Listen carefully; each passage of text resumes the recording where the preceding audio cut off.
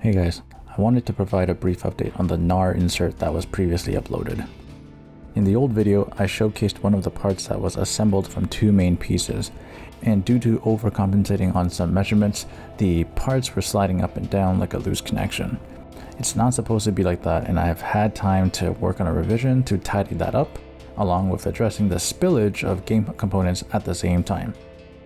So as a refresher, with the old part, there was a wall that protruded outward about a centimeter from the other walls. This was done to ensure that this part wouldn't have the room to slide back and forth while in the box.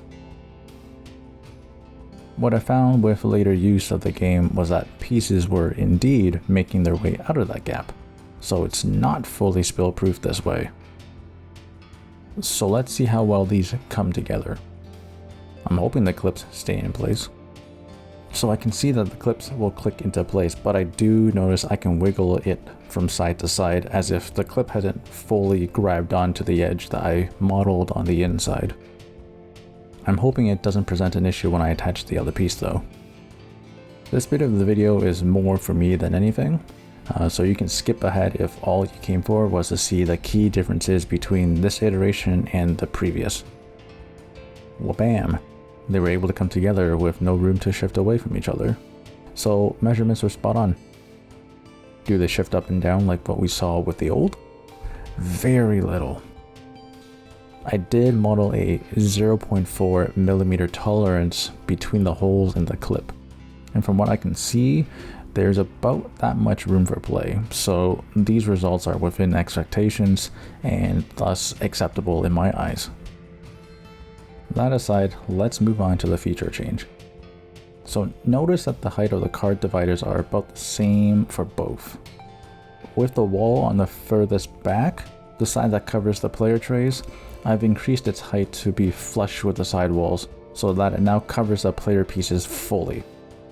It's done on both sides so that you can return this to the box in any orientation you want. I'm going to do a quick test of it for the cards, even though there were no dimensional changes anywhere, starting from the bottom and working to the top with the black cards. Beautiful.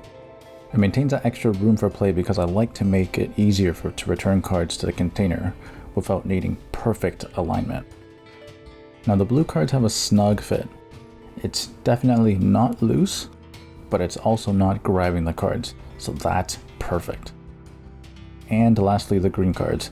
I still couldn't fit a lid on it, but if I line my eye up to it, I can see that the cards are actually not flush to the printed surface. That's somewhat good to keep the cards in place when stored away. To check one last thing, I did size up the protruding wall's length in hopes that it would take out the extra wiggle room for the tray to further ensure no player pieces spill through the gap between it and the box. Okay, let me take a look at the gap coverage. I'll share a photo on screen now. You'll see how the back piece completely covers up visibility of the player pieces, so I'm 100% confident no pieces are going to spill this way.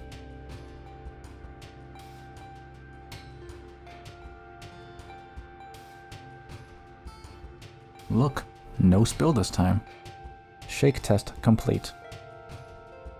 That's it for this video. This revised piece will be in the final product moving forward. Check for an Etsy link in the description when it's available.